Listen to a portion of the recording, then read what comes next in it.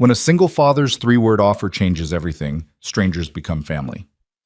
Nate Harper had exactly 12 minutes before his daughter's fever medication wore off. He didn't have time to stop for the shivering woman in the wheelchair, abandoned outside a darkened pharmacy on the coldest October night of the year. He should have kept driving, but something in her eyes, the particular exhaustion of someone who'd stopped expecting kindness, made him pull over. 3 words would change 3 lives forever. Come with me. Because sometimes the people we save end up saving us right back.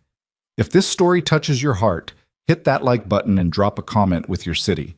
I want to see how far these words travel. The fluorescent lights of Save Mart Pharmacy burned like accusation against the October darkness. Nate Harper's hands trembled as he juggled the white paper bag, his keys, and the phone pressed against his ear. His mother's voice crackling through the speaker with that particular blend of worry and judgment she'd perfected over 63 years. I told you she needed to see the doctor yesterday, Nathan. Mom, it's just a fever. The pharmacist said. The pharmacist isn't a doctor. Nate closed his eyes and counted to 3, the way his daughter Mia did when she was trying not to cry. The parking lot stretched empty around him, his 8-year-old Honda the only vehicle under the sputtering streetlights. 2:30 in the morning, and the world had that hollow quality it gets when everyone sensible is asleep. I know, Mom, but the urgent care wanted $200 up front, and I don't get paid until Friday, so right now children's ibuprofen is what we've got. He unlocked the car, tossing the medication onto the passenger seat. I need to go. She's with Mrs. Chen, and I promised I'd be back in 20 minutes. That woman charges too much. That woman answers her phone at 2 a.m. when my daughter spikes 103. I'll call you tomorrow. He ended the call before she could respond, before the familiar guilt could sink its teeth any deeper. The night air bit through his jacket. October in Chicago had no mercy, especially not this close to the lake. He'd grabbed whatever was closest when Mia's forehead had felt like a stovetop, which meant he was wearing his work shirt from the warehouse, the one with Harper stitched over the pocket in fading red thread, and jeans that had seen better decades. Nate started the engine, letting it warm for 30 seconds he couldn't afford to waste. The heater coughed out cold air that would maybe turn warm by the time he hit his street. He checked his phone. 2:37, misses. Chen charged by the hour, and every minute past 3 a.m. counted as a new hour. $60 more he didn't have. He was reaching for the gear shift when movement across the street caught his eye. At first he thought it was trash, something dark and formless against the concrete.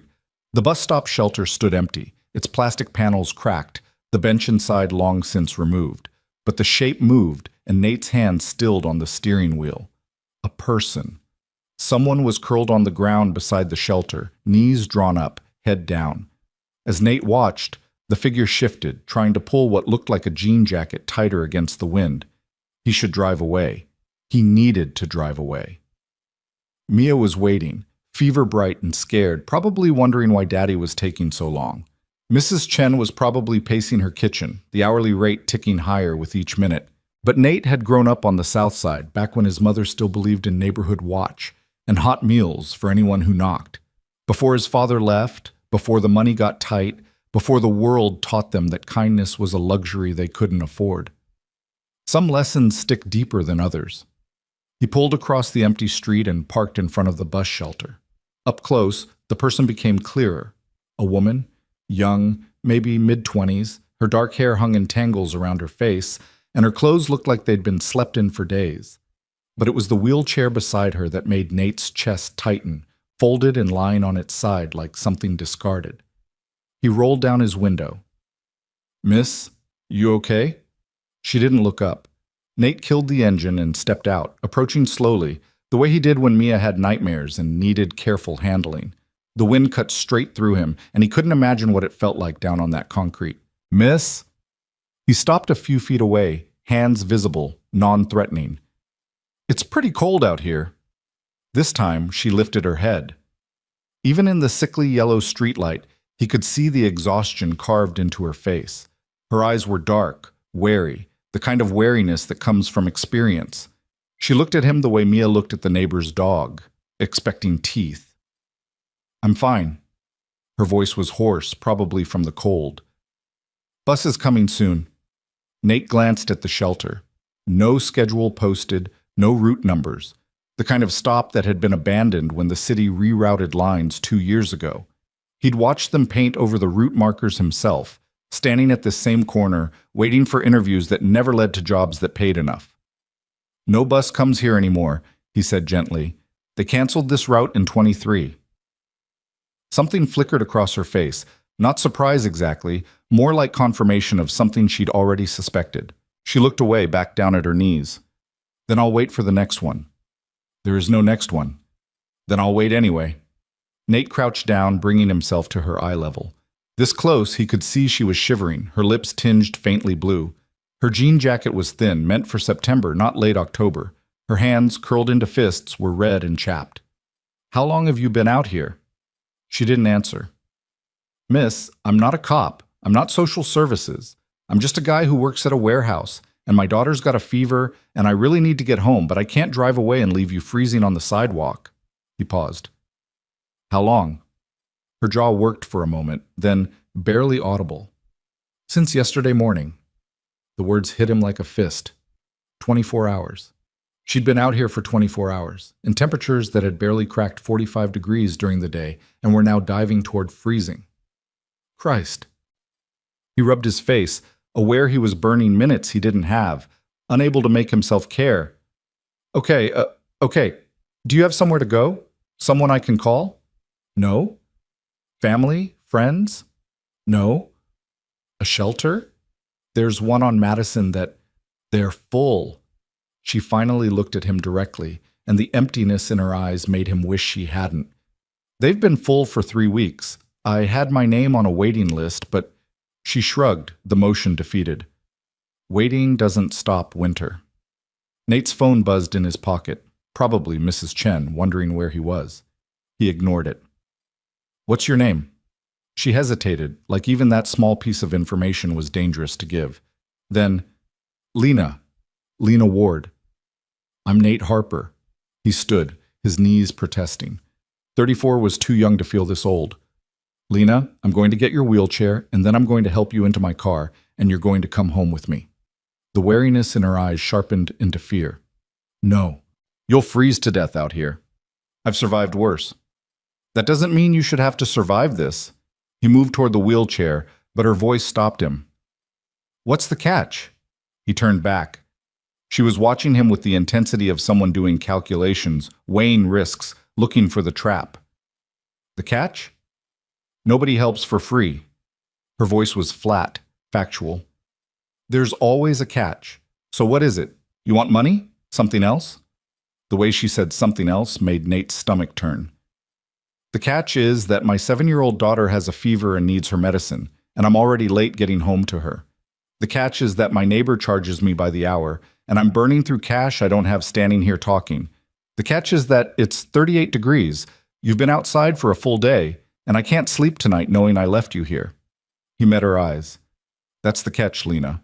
I'm going to feel like garbage if you die of exposure because I was too busy to give a damn." She stared at him for a long moment.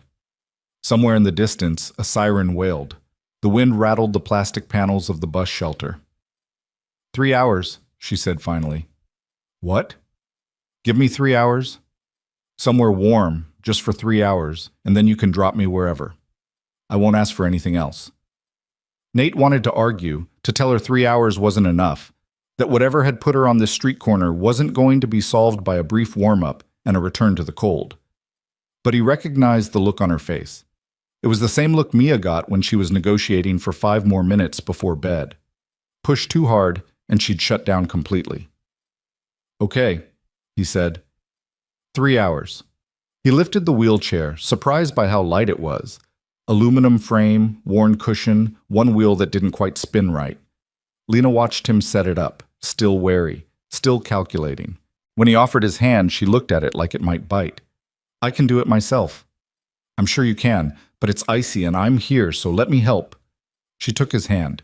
Her fingers were ice cold and he could feel her trembling as she pulled herself up, transferring from the concrete to the chair with practiced efficiency. She must have been doing this a while. The movement was automatic, muscle memory, taking over where strength failed. He helped her to the car, opened the passenger door, waited while she transferred again. She moved with careful dignity, refusing to let him do more than he had to. The wheelchair folded with a metallic click, and he stowed it in the back seat next to the child's car seat that Mia had been begging to retire for the last 6 months. Lena stared at the car seat as Nate slid into the driver's seat. "You really have a daughter?" "Yeah, Mia. She just turned 7 last month." He started the engine, cranking the heat as high as it would go. She had a birthday party with 5 friends and enough sugar to fuel a rocket launch. Took me 3 days to find all the glitter. Lena didn't smile, but something in her posture softened slightly. Nate pulled onto the empty street, heading north toward his neighborhood. The pharmacy lights faded behind them. "You're really just taking me home. That's it." "That's it. And in 3 hours you'll drive me back." "If that's what you want." He glanced at her. "But I'm going to try to convince you otherwise." She pulled the seatbelt tighter across her chest, a defensive gesture. "People don't just help." "Some people do." "Not in my experience." "Then your experience has been with the wrong people." She laughed, but it was bitter, sharp-edged. "You have no idea." They drove in silence for a while. Nate's neighborhood wasn't far. 15 minutes on a good night, 20 with the lights. The streets were empty except for a few delivery trucks making early rounds. The city looked different at this hour, stripped of pretense, just concrete and steel, and the people who couldn't afford to stop moving. "Why were you at a 24-hour pharmacy at 2 in the morning?" Lena asked suddenly. "Mia's fever, 103. She needs ibuprofen every 4 hours and we ran out." "You couldn't wait until morning?" "Could you wait for warmth until morning?" She went quiet again. Nate's phone buzzed twice more before he pulled into his street. The neighborhood was a patchwork of small houses, mostly rentals, mostly people working 2 jobs to keep roofs overhead. His place was a narrow bungalow with peeling paint and a front porch that sagged on one side. A single light burned in Mrs. Chen's window next door. He parked in the driveway and grabbed the medication. "Wait here. I need to check on Mia and pay Mrs. Chen. 5 minutes." "I'm not going anywhere." Lena's voice was dry, pointed. He jogged to the front door, keys ready. Mrs. Chen opened before he could knock. Her face creased with concern and calculation in equal measure. "She's sleeping," Mrs. Chen said, her accent thick, her eyes sharp. "Fever came down a little. I gave her water and cold cloth." "Thank you." Nate pulled out his wallet, counting bills. "I'm sorry I took so long." 3 hours, $90. He handed her 5 20s. "Keep the change. I know it's late." Mrs. Chen counted the bills, then looked past him to the car in the driveway. "You have visitor?" "Something like that." 3:30 in the morning is strange time for visitors. "It's been a strange night." He moved toward the door. "Thanks again, Mrs. Chen." She caught his arm, her grip surprisingly strong. "Nathan, you are good boy, good father, but good people." She paused, searching for words. "Good people sometimes make bad choices trying to help wrong people." "She's not wrong people. She's just cold." "Everyone has a story. Not all stories are your responsibility." Nate gently extracted his arm. "I'll be careful. Promise." He slipped inside, moving quietly through the small house. 2 bedrooms, 1 bathroom, a kitchen that barely fit a table. Mia's room was first on the right, and he eased the door open. She was sprawled across her bed, blankets kicked off despite the fever, her dark hair a halo of tangles on the pillow. Her breathing was even, peaceful. The thermometer on her nightstand read 100.2, still elevated, but better.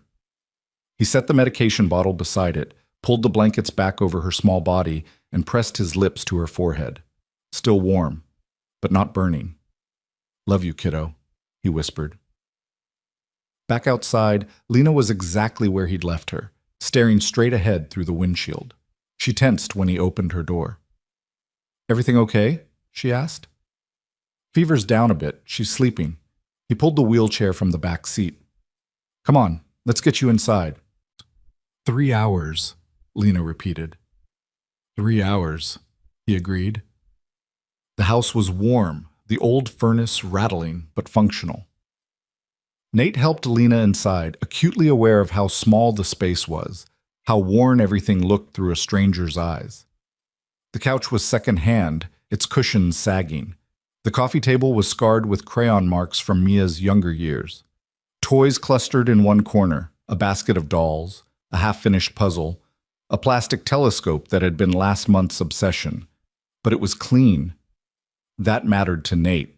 The floors were swept, the surfaces cleared. He'd learned early that being poor didn't mean being dirty, and he'd made sure Mia learned the same. Lena took it all in with unreadable eyes. Nate gestured to the couch. Sit. I'll make something hot. You don't have to. 3 hours, remember? You're my guest for 3 hours. Let me be hospitable. He left her in the living room and moved to the kitchen, filling a pot with water, setting it to boil. Soup. He had canned soup, the good kind with actual vegetables. He pulled down 2 bowls, found crackers that weren't stale, set the table for 2. When he returned to the living room, Lena had transferred to the couch, the wheelchair folded beside her. She was looking at a framed photo on the side table, Nate and Mia at the zoo, both grinning, Mia holding a stuffed elephant nearly as big as she was. She looks like you, Lena said quietly. Poor kid got my nose. And your smile. That's from her mom. The words came automatically, the same script he used whenever anyone asked. She passed when Mia was 2. Lena set the photo down carefully. I'm sorry. It was a long time ago. Not long enough that it didn't hurt, but long enough that the hurt had gone familiar, manageable. Soup's almost ready. You want to eat in here or at the table? I can make it to the table. She insisted on transferring to the kitchen chair herself, waving off his offered hand with the same careful dignity. Nate ladled soup into bowls, set out crackers, poured water into mismatched glasses. They ate in silence at first. Lena held the bowl like it was precious, sipping slowly, carefully, like someone who'd learned not to take hot meals for granted. Color was starting to return to her face, the blue tinge fading from her lips. This is good, she said finally. It's canned soup. It's warm. She met his eyes. Thank you. You're welcome. I mean it. I know.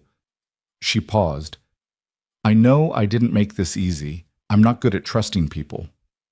Can't imagine why. The words came out drier than he intended, and he saw the corner of her mouth twitch. Fair point. What happened? Nate asked. If you want to tell me. If not, that's okay too. Lena was quiet for a long moment, her spoon tracing patterns in the soup. When she spoke, her voice was flat, reciting facts. I was an electrical engineering student, junior year, working construction to pay for school, installing commercial wiring, industrial sites. Good money. I was good at it. She paused. There was an accident, new building, downtown. The scaffolding wasn't secured properly. I fell 3 stories. Nate's hand tightened on his spoon. Fractured my spine. T12 compression fracture with spinal cord damage. Paralyzed from the waist down. She said it clinically, like reading a medical report. The company said it was my fault. Said I wasn't following safety protocols. They had documentation, fabricated but official. My lawyer said we could fight it, but I'd need money for depositions, expert witnesses, medical testimony. I didn't have money. I had hospital bills. What about insurance? The company's insurance denied the claim, said the accident was due to my negligence, not their liability. I tried to sue, but without resources. She shrugged. Poor plaintiff, big corporation. You know how that story ends. You lost everything. Scholarship required full-time status. Can't be full-time when you're learning to use a wheelchair and drowning in medical debt. Lost the scholarship, lost my apartment, lost... She trailed off. Lost everything that mattered. Nate set down his spoon, appetite gone. That's not right. Right doesn't pay bills. Lena's voice was hard now, armored. I stayed with friends for a while, then friends of friends, then shelters, then bus stops. She looked around the kitchen. This is the first real meal I've had in 2 weeks, the first time I've been warm in longer than that. How long have you been outside? A month, maybe 6 weeks. Time gets weird when you're just trying to survive each day. Jesus. Nate rubbed his face. Lena, you can't go back out there. I have to. I don't have anywhere else. You have here. She laughed, sharp and disbelieving. You're going to let a homeless stranger live in your house with your daughter. I'm going to let another human being who got screwed by a system that's supposed to protect people stay somewhere safe until we can figure out something better. He leaned forward. Look, I'm not saying I have all the answers. I'm barely keeping my own head above water. But I've got a couch, and I've got heat, and I've got food. That's more than you have right now. Why? The question came out raw, confused.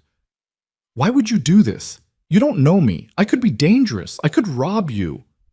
Could you? No, but you don't know that. I know enough. Nate stood, clearing the bowls.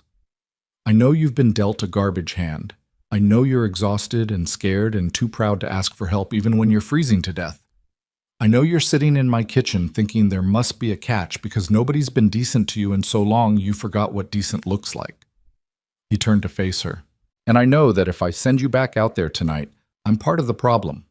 Lena's eyes were bright, too bright. She blinked hard, looking away. 3 hours, she whispered. You said 3 hours. I lied. He pulled a blanket from the hall closet, brought it back to the living room. You can have the couch tonight. Tomorrow we'll figure out something more permanent. But right now, you're going to sleep somewhere warm, and in the morning, we'll deal with whatever comes next. I don't have anything to give you. No money, no... I don't want your money.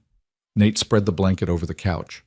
I want you to stop freezing on street corners. That's it. That's the whole deal. She transferred back to the couch, moving slowly, exhaustion written in every line of her body. When she was settled, blanket pulled up to her chin, she looked at him with those wary, tired eyes. Why are you like this? Like what? Kind, when the world isn't. Nate thought about his mother, back when she'd still believed in neighborhood meals. Thought about his wife, who'd volunteered at shelters every Thursday until Mia was born. Thought about Mia, who brought half her lunch to school every day to share with a kid whose parents forgot to pack one. Because someone has to be, he said simply. And because kindness isn't expensive, it just takes paying attention. He turned off the lights, checked the locks, looked in on Mia one more time. She was still sleeping peacefully, fever down, breathing easy. He stood in her doorway for a moment, wondering if he'd made the right choice. Mrs. Chen's warning echoed in his head. Good people sometimes make bad choices trying to help wrong people. But Lena wasn't wrong people. She was just people who'd run out of options.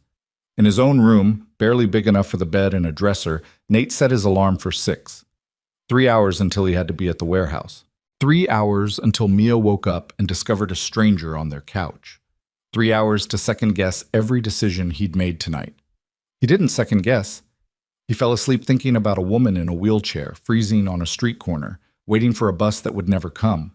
And he fell asleep glad, fiercely, stubbornly glad, that he'd pulled over. Because some nights, the right thing and the hard thing are the same thing. And some nights, 3 words, come with me, are enough to change everything. Morning arrived with the smell of coffee and the sound of small feet padding down the hallway. Nate had been awake for 20 minutes, sitting at the kitchen table with his phone, trying to calculate how much extra a third person would add to his grocery budget. The math wasn't encouraging. Daddy? Mia stood in the kitchen doorway, her hair standing up in sleep-wild spikes, wearing her favorite pajamas with the dinosaurs on them. Her forehead looked less flushed, her eyes clearer. The fever had broken. Hey, sweetheart. How are you feeling? Better.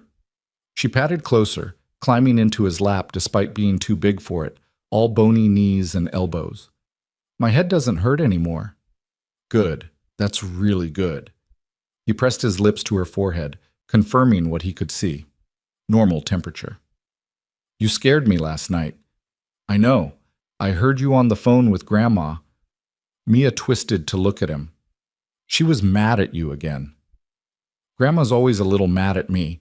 It's how she shows love. Mia giggled, then stopped abruptly, her attention caught by something in the living room. Nate followed her gaze to where Lena was still asleep on the couch, curled under the blanket, her dark hair spilling over the armrest. Who's that? Nate took a breath. He'd known this moment was coming, had rehearsed different versions of this conversation in the shower, but none of them felt quite right now that Mia's curious brown eyes were fixed on him. That's Lena. She's going to be staying with us for a little while. Why? Because she needed help, and we have a couch. Mia processed this with the seriousness she brought to all new information. At 7, she was already a careful observer, the kind of kid who watched before she spoke, who thought before she acted. Her teacher called it maturity. Nate called it what happens when a kid grows up understanding that money is tight and life is complicated. Is she nice? I think so. But you can decide for yourself when she wakes up. Okay. Mia slid off his lap, completely accepting this new development in the way children sometimes do. Can I have cereal? After you take your medicine? But I feel better. Medicine first. That's how we keep feeling better. Mia made a face but accepted the spoonful of ibuprofen without complaint. She was pouring her cereal when Lena stirred in the living room, the blanket shifting as she woke. Nate saw the moment consciousness returned, the brief confusion, the sudden tension as she remembered where she was, the careful relaxation when she recognized her surroundings. She sat up slowly, wincing, and reached for her wheelchair. "Morning," Nate called from the kitchen. "Coffee?" Lena looked toward the kitchen, spotting Mia at the table with her cereal bowl. Her expression went carefully neutral. "I should probably go." "You should probably have breakfast first." Nate pulled down another mug. "Mia, this is Lena." "Lena, this is my daughter Mia." Mia waved her spoon in greeting, milk dripping. "Hi, Daddy says you're staying on our couch." "Just for a little while," Lena said quietly, transferring to her wheelchair with that practiced efficiency. She moved toward the kitchen, stopping in the doorway. "I don't want to intrude." "You're not intruding. You're having breakfast." Nate set the coffee mug on the table, along with sugar and the last of their milk. "Toast okay? I've got strawberry jam." "I can't." "You can, and you will, because I made enough for 3 and I hate wasting food." It was a lie, but a small one. He'd made extra specifically for her. Lena wheeled herself to the table, accepting the coffee with hands that still trembled slightly. Mia watched her with open curiosity, the kind children have before they learn to be subtle. "Why do you have a wheelchair?" Mia asked. "Mia, it's okay." Lena wrapped her hands around the coffee mug. "I was in an accident. My legs don't work anymore." "Does it hurt?" "Sometimes. Not as much as it used to." "I broke my arm last year," Mia offered, holding up her left arm as evidence, even though the cast had been gone for months. "It hurt a lot, but then it got better." "Will your legs get better?" "No, sweetheart. This is permanent." "Oh." Mia absorbed this, then returned to her cereal. "That's sad." "Yeah," Lena said softly. "It is."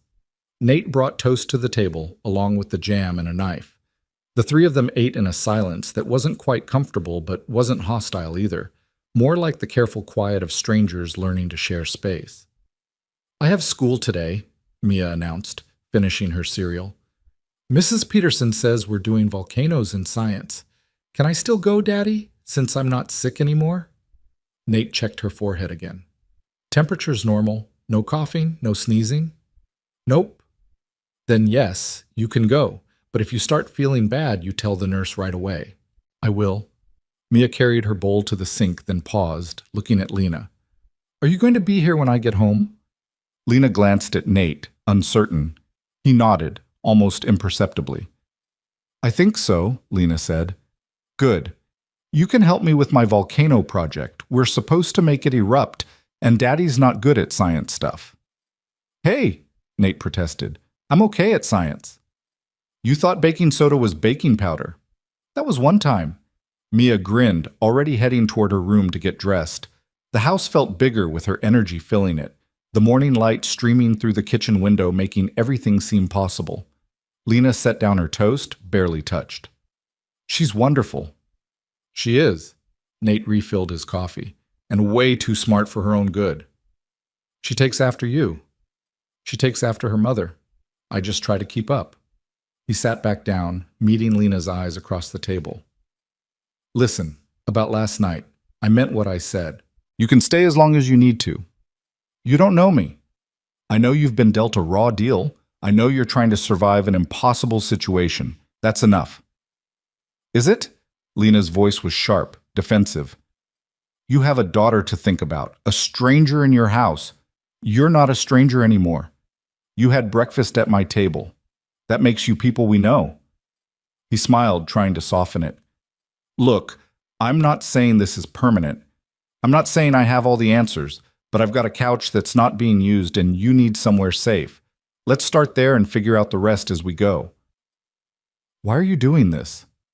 "I told you last night." "No." She leaned forward. "Really? Why? What do you get out of this?" Nate thought about it, turning his coffee mug in his hands. "When Mia's mom died, I was a mess. 26 years old, working retail, suddenly a single father with no idea what I was doing. My mother wanted to take Mia, said I couldn't handle it. Maybe she was right. But the people in this neighborhood, Mrs. Chen, the guy who runs the corner store, the woman who managed my apartment building, they just helped. Brought food, babysat when I had shifts, taught me how to do ponytails that didn't look like bird nests." He looked up. "They didn't ask why. They didn't want anything back. They just helped because that's what you do when someone's drowning. And now you're paying it forward. Now I'm trying to be the kind of person who doesn't drive past someone freezing on a street corner." He stood, clearing the breakfast dishes. "You don't have to decide anything right now. Just stay today. Rest. Get warm. Tomorrow we can talk about next steps." Lena was quiet for a long time. Then, barely audible, "Okay, today." Nate got Mia ready for school, packing her lunch, making sure she had her homework folder, listening to her chatter about volcanoes and her friend Emma's new puppy. Lena stayed in the kitchen, nursing her coffee, watching them with an expression Nate couldn't quite read. At the door, Mia turned back. "Bye, Lena. Don't let Daddy burn the house down while I'm gone." "I burned macaroni one time." 3 times, Daddy. 3 times. Mia was already running down the sidewalk toward Mrs. Chen's house, where she waited for the school bus every morning with Mrs. Chen's grandson. Nate watched until she was safely at Mrs. Chen's door, waved to his neighbor, then returned inside. Lena had moved to the living room, staring at the small TV in the corner. "I need to head to work in about an hour," Nate said. "But you're welcome to stay. There's food in the fridge, TV works, bathrooms down the hall. Make yourself at home." "I can't just stay here all day doing nothing." "Why not? You've been outside for 6 weeks. Take a day to rest." "I don't deserve—" "Stop." Nate sat on the coffee table, facing her. "That right there. That sentence. You don't get to finish it. You deserve warmth. You deserve food. You deserve basic human dignity. The universe doesn't operate on a deserve system anyway. It's random and chaotic, and sometimes bad things happen to good people for no reason at all. But that doesn't mean we can't try to balance the scales a little." Lena's eyes were bright again, that same too bright shine from last night. "You really believe that?" "I have to. Otherwise, what's the point?" He left her in the living room and got ready for work. Warehouse uniform, steel-toed boots, the lunch he'd packed the night before. When he emerged, Lena was looking at the framed photos scattered around the room. Most were of Mia, but a few showed a younger Nate with a woman who had Mia's smile. "Your wife was beautiful," Lena said. She was. Nate grabbed his keys. Her name was Sarah. She had a heart defect nobody knew about. One day she was fine. The next— He stopped. "Life doesn't give warnings." "I'm sorry." "Me too." He headed for the door, then paused. "Lena? The number for the house phone is on the fridge. My cell's there too. If you need anything, call.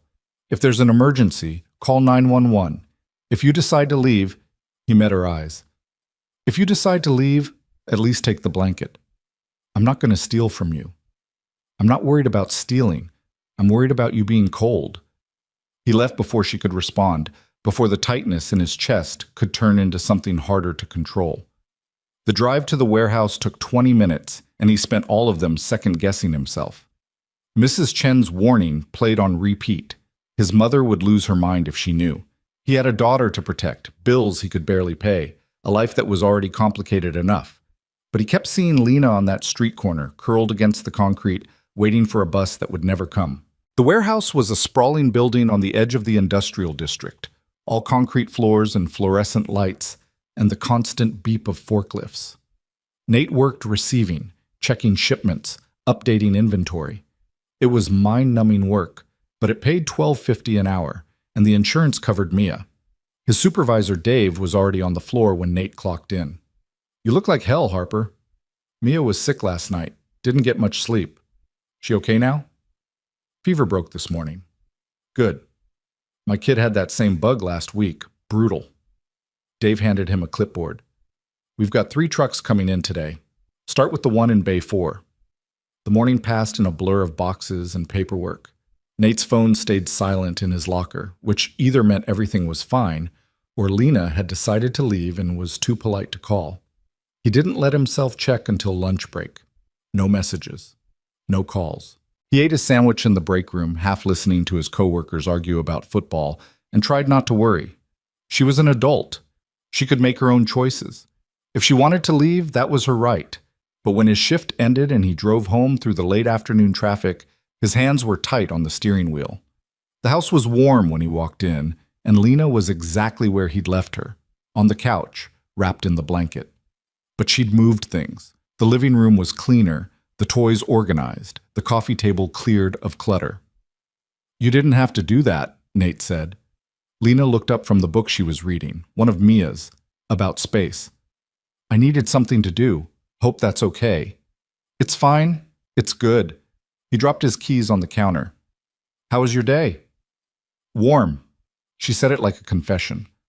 "I took a shower. Hope that's okay too. I was careful with the water." "Lena, you don't have to ration the hot water. Shower as long as you want." "I'm not used to—" She stopped. "I'm trying not to be a burden." "You're not a burden. You're a person who needed help." He moved to the kitchen, pulling out ingredients for dinner. "Mia gets home in about an hour. She's going to want to show you her volcano project, and she's going to talk your ear off about it. Fair warning." "I don't mind." "You say that now." Lena smiled, small, tentative, but real. It changed her whole face, made her look younger, less guarded. Nate found himself smiling back. They fell into an easy rhythm over the next hour. Nate cooked while Lena set the table. She insisted, and he let her. She asked questions about the neighborhood, about Mia's school, about his work. Normal questions.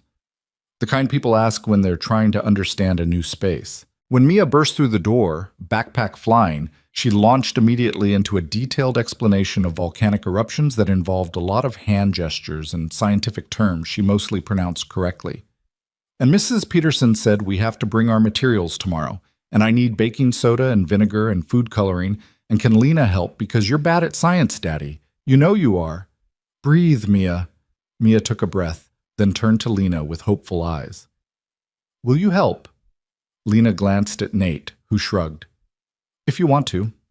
"I'd love to," Lena said. Dinner was chaotic in the best way. Mia talked non-stop, barely pausing to eat, while Lena listened with genuine interest, and Nate refereed when the conversation threatened to veer into one of Mia's famous tangents. After dishes, they spread the volcano materials on the kitchen table. Lena knew what she was doing. She guided Mia through building a structurally sound papier-mâché mountain, explained the chemical reaction they'd use for the eruption, and kept everything simple enough for a 7-year-old to understand, but complex enough to feel real. "You're good at this," Nate observed from his position at the sink. "I used to tutor engineering students, before." Lena helped Mia smooth out a particularly stubborn wrinkle in the paper. "I like teaching." "You should do it again." "Hard to teach when you're homeless." "Good thing you're not homeless anymore." Lena looked at him, and something passed between them. Not quite understanding, but maybe the beginning of it. The start of trust. The volcano took 2 hours to complete. By the time they finished, Mia was yawning, her earlier energy depleted. Nate sent her for a bath while he and Lena cleaned up the craft supplies. "Thank you," Lena said as she wiped down the table, "for letting me help. It felt good to be useful." "You are useful. You're also a guest, so you don't have to earn your keep." "I want to contribute. I can't just take and take." "Then contribute. Help with dinner. Talk to Mia about science. Organize my disaster of a living room." He met her eyes. "But do it because you want to, not because you think you owe me something. We're not keeping score here." Lena nodded slowly. "I'm not used to that." "I'm getting that impression." Mia emerged from the bath in her dinosaur pajamas, smelling like lavender shampoo and childhood. She hugged Nate goodnight, then surprised both adults by hugging Lena, too. "Thanks for helping with my volcano. You're really smart." "You're pretty smart yourself," Lena said, her voice thick.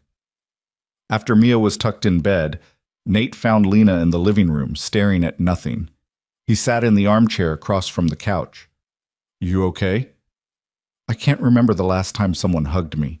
Lena's voice was barely above a whisper. "Isn't that pathetic? 6 weeks on the street, and I forgot what it felt like to be touched with kindness." "That's not pathetic. That's heartbreaking. I had a whole life once. Friends, classes, a future. And then one bad day, one accident, and it all just..." She made a gesture like something disappearing. "Gone. Like I was never there at all." "You're still here. That counts for something. Does it?" She looked at him. "What's the point of surviving if you're just existing? I spent 6 weeks figuring out which dumpsters had the best food, which corners were safest to sleep on, how to stay invisible so people wouldn't bother me or call the cops. That's not living. That's just not dying." Nate didn't have an answer for that. He'd felt that way himself after Sarah died, going through motions, checking boxes, keeping Mia fed and housed, but not really feeling alive. It had taken months to climb out of that hole.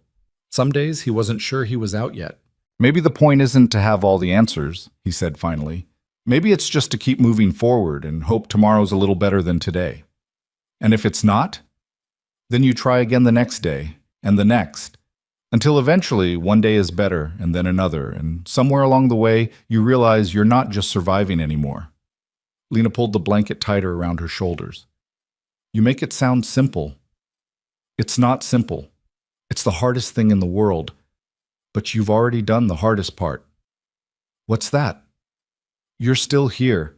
You didn't give up out there on that street corner. You got in my car. You stayed. That takes more courage than you think." They sat in silence for a while, the house settling around them with its familiar creaks and sighs. Somewhere outside, a car door slammed, a dog barked, normal sounds, the soundtrack of everyday life. "I need to find a job," Lena said eventually. "I can't stay here indefinitely without contributing." "We can work on that, tomorrow if you want. I know some people who might be hiring." For someone in a wheelchair with no fixed address and a lawsuit hanging over her head? For someone who's smart, capable, and good with kids? Nate stood, stretching. "Get some sleep. We'll figure it out." He was almost to his bedroom when Lena called his name. "Yeah? Why aren't you afraid of me? Everyone else is. They see the wheelchair or they hear I'm homeless, and they look at me like I might break or steal something or both. But you just..." She struggled for words. "You just treat me like a person." "That's because you are a person. The wheelchair doesn't change that. Neither does being homeless." He leaned against the doorframe. "I don't know what people did to make you think you're less than human, but they were wrong. And I'm sorry they made you believe it." Lena didn't respond, but her eyes said everything her voice couldn't. Nate went to bed thinking about second chances and stubborn hope, about the difference between charity and dignity, about a 7-year-old girl who hugged without hesitation and a woman who'd forgotten what kindness felt like. And he went to bed certain, absolutely certain, that pulling over at that bus stop had been the rightest thing he'd done in a long time. Even if he had no idea where this road would lead, he knew they were moving in the right direction. Sometimes, that's enough. The morning Lena fixed the outlet, everything changed. It had been 2 weeks since that first night. 2 weeks of Lena sleeping on the couch, contributing where she could, still waiting for the other shoe to drop. She helped Mia with homework, organized the chaos of Nate's kitchen cabinets, and tried to make herself small enough that her presence wouldn't become a burden. Every evening, she expected Nate to sit her down and explain that this arrangement had run its course. Every morning, he just made coffee and asked what she wanted for breakfast. The outlet in Mia's room had been sparking for months. Nate had meant to fix it, had watched a YouTube video about electrical work, had bought the replacement parts. But between work and Mia and the constant scramble to keep everything together, it kept sliding down his priority list. He'd put a piece of tape over it and told Mia not to use that socket. On a Saturday morning, while Nate was grocery shopping and Mia was at a birthday party, Lena noticed the tape peeling away. She wheeled herself to Mia's room and stared at the outlet for a long moment. When Nate returned home, arms full of grocery bags, Lena was in the kitchen washing her hands. The toolbox sat on the counter, and she had that particular expression people get when they've done something they're not sure about. "I fixed the outlet in Mia's room," she said without preamble. Nate set down the groceries. "You what?" "The outlet. It was dangerous. The wiring was loose, and the receptacle was damaged. I replaced it." She dried her hands on a dish towel, not meeting his eyes. "I hope that's okay. I found the replacement parts in your junk drawer, and I know I should have asked first, but you were out, and it really was a fire hazard. Lena." He waited until she looked at him. "You know how to do electrical work?" "I told you I was studying electrical engineering. I work construction." "I know, but I thought—" He stopped, recognizing the assumption for what it was. "Can you look at the light in the bathroom? It's been flickering for a month." Something shifted in her expression. Not quite hope, but close. "Yeah, I can do that." By the time Mia came home from the party, sugar high and chattering about cake, Lena had fixed 3 outlets, 2 light switches, and identified a junction box in the basement that was badly out of code. She sat at the kitchen table with a hand-drawn diagram, explaining to Nate exactly what needed to be replaced and why. "This house was probably wired in the 70s, she said, pointing to her sketch. "It's not terrible, but it's not great either. You've got aluminum wiring in some places, which is a fire risk. The main panel is undersized for modern electrical loads, and whoever did the kitchen rewiring, the previous owner's nephew, he said he knew what he was doing." "He lied." Lena tapped the diagram. "None of this is urgent, but it should be addressed eventually. I can do most of it myself if you want. I'd need to buy some materials, but the labor would be free. I'm not letting you work for free. You're letting me live here for free. That's different." "Is it?" She met his eyes. "Nate, I need to do something. I need to feel useful. Let me fix your house. Please." Mia climbed into Lena's lap without asking, the way she'd started doing over the past week. She looked at the diagram with serious concentration. "Are you going to make our lights better?" Mia asked. "I'm going to make them safer," Lena said. "Can you make my room brighter? I can't read at night without turning on the big light, and it's too bright." "I can install a dimmer switch. Would you like that?" "Yes!" Mia bounced with excitement, nearly falling off Lena's lap.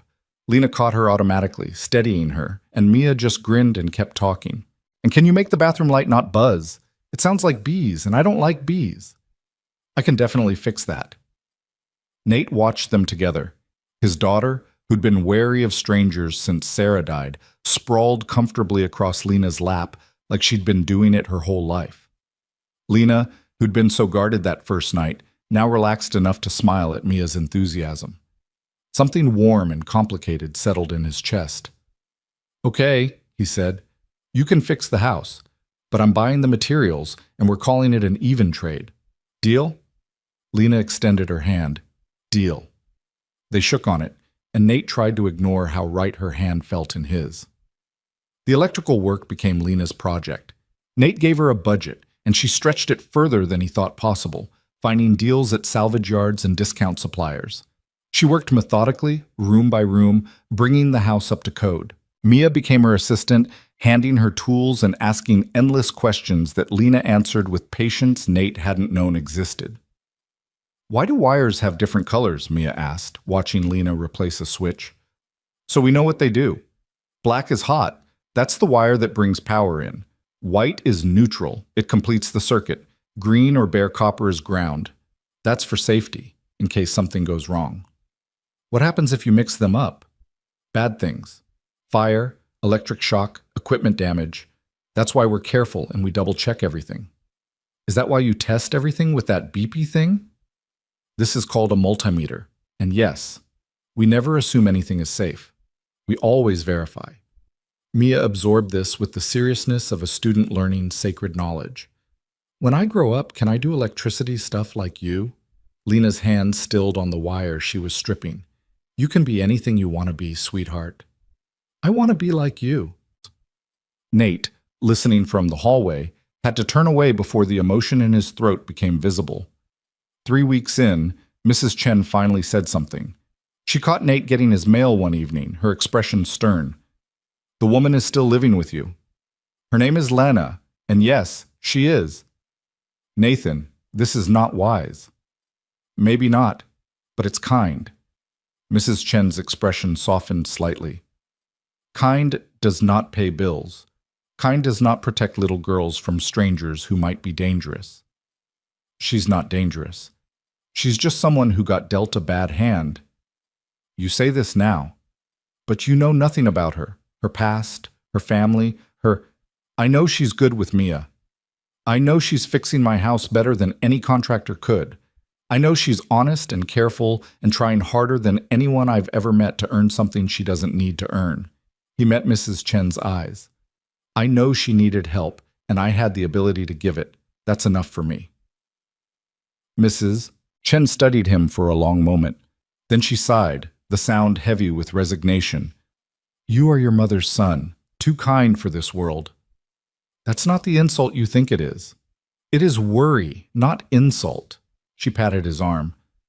But I see you will not be moved, so I will watch. If she hurts you or Mia, she won't. If she does, I will know, and I will have words. Nate smiled despite himself. I'd expect nothing less. But Mrs. Chen's concern planted seeds of doubt that grew in the quiet moments. Late at night, when the house was still and Lena was asleep on the couch, Nate wondered if he was being reckless. He knew almost nothing about her beyond what she'd shared that first night. No family history, no references, no background check. He was trusting his gut and Mia's instincts, which felt either brave or foolish depending on the hour. The answer came on a Tuesday afternoon in the form of a phone call. Nate was at work when his phone rang, an unknown number with a Chicago area code. He almost didn't answer. Telemarketers had gotten aggressive lately, but something made him pick up.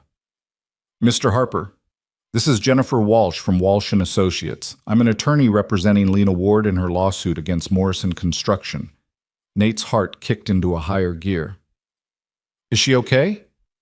She's fine, but I need to speak with you about her current living situation. Is now a good time? He stepped into the warehouse break room, closing the door. I'm listening. Lena listed you as her current address on her case documents. I need to verify that this is accurate and that you're aware you may be contacted as part of discovery. I'm aware. He wasn't, but he would be now. Mr. Harper, I'm going to be direct with you. Lena's case has been stagnant for 8 months. We haven't had the resources to move forward, and she hasn't had the stability to pursue it aggressively. But yesterday, something changed. Walsh paused. We found a witness. Nate gripped the phone tighter. What kind of witness? A former Morrison employee who was on site the day of the accident. He's willing to testify that the scaffolding was improperly secured, that the safety protocols were inadequate, and that the company falsified records to avoid liability. His testimony could change everything. That's good, right? That's what you need? It's exactly what we need. But here's the thing. This witness came forward because he heard Lena was homeless. He felt guilty about what happened to her, but he didn't know how to find her until a mutual acquaintance mentioned seeing her at a shelter. Walsh's voice softened. Mr. Harper, the fact that Lena now has stable housing, that she's living somewhere safe, it matters. It means we can actually pursue this case. It means discovery, depositions, potentially a trial. Are you prepared for what that might mean? What does it mean? It means lawyers showing up at your door. It means Lena might need to miss work for depositions. Oh, she mentioned she's been doing electrical work for you? That's good. Establishes employment. It means the defense will try to paint her as opportunistic, and they'll scrutinize every aspect of her current life to undermine her credibility. Walsh paused. It means your household becomes part of the public record. Nate leaned against the break room wall. Will it help her win? I can't promise anything, but yes, I think it significantly improves our chances. Then we'll deal with whatever comes. You should discuss this with Lena first. She may not want to drag you into her legal battle. I'll talk to her. But Ms. Walsh, whatever she needs to win this case, I'm in. When he got home that evening, Lena was in the basement, rewiring the laundry room. Mia was at the kitchen table doing homework, humming to herself. Nate sent her to play in her room, then went downstairs.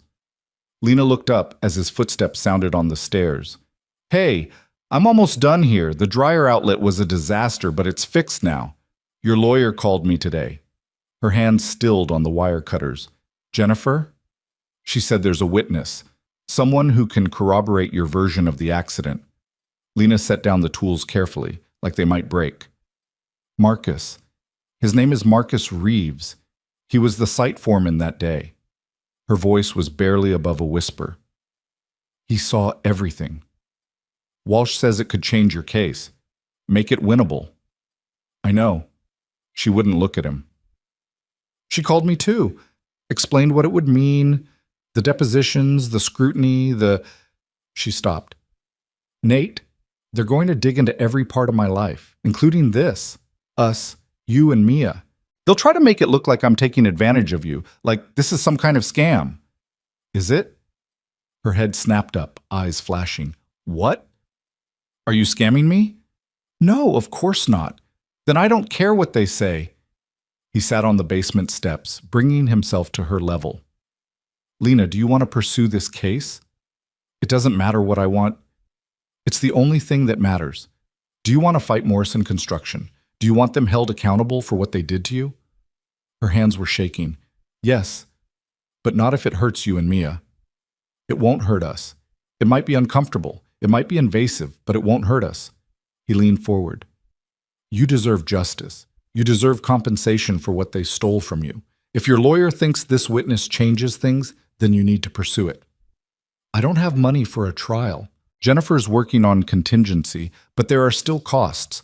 Filing fees, expert witnesses, medical records. We'll figure it out. Nate, you can barely afford groceries. I've seen your bank statements when you left them on the counter. You're $200 from overdraft most months. I can't let you give up on justice because you're worried about money. He stood, moving closer. Lena, listen to me. You've been living in survival mode for so long that you've forgotten how to fight back. But you're not just surviving anymore. You're stable. You're safe. You have people who care about you. That means you get to fight. People who care about me. She said it like she was testing the words. Yeah, people who care about you. He swallowed hard. I care about you. Mia cares about you. You're not alone in this. Lena's eyes were bright, too bright. Why? Why do you care? I'm nobody. I'm just some homeless woman you found on a street corner. You're the woman who fixed my daughter's room so it's safe. You're the person who makes Mia laugh and helps her with science projects and actually listens when she talks. You're smart and capable and kind, and you've survived things that would have broken other people. He reached out, then stopped, unsure. You're not nobody, Lena. Not to us. The silence stretched between them, heavy with things neither of them knew how to say. Finally, Lena wiped her eyes roughly. Okay, I'll pursue the case. Good. But if it gets too messy, if it starts affecting Mia, then we'll deal with it together. That's what people do when they care about each other. She nodded, not trusting her voice. Nate wanted to hug her, wanted to promise her everything would be okay, but he settled for touching her shoulder briefly before heading back upstairs. The legal process moved slowly at first, then all at once. Jennifer Walsh filed motions. Depositions were scheduled.